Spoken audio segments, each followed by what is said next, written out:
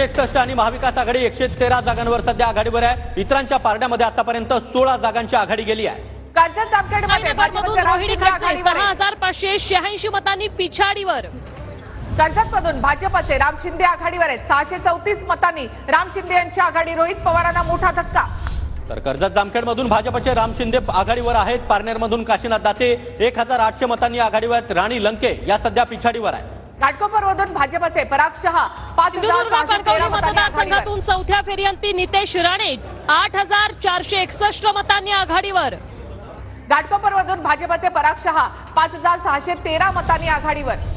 तर पारनेरमध्ये काशीनाथ दाते सध्या आघाडीवर आहेत। मुक्ताईनगरमध्ये चौथी फेरी पूर्ण झाली आहे। रोहिणी खडसे या आता पिछाडीवर आहेत। तर मुक्ताईनगरमध्ये चौथ्या फेरी अखेरीस। नागपूर दक्षिण पश्चिम मध्ये देवेंद्र फडणवीस यांची आघाडी कायम 3939 मतांनी देवेंद्र फडणवीस या ठिकाणी आघाडीवर।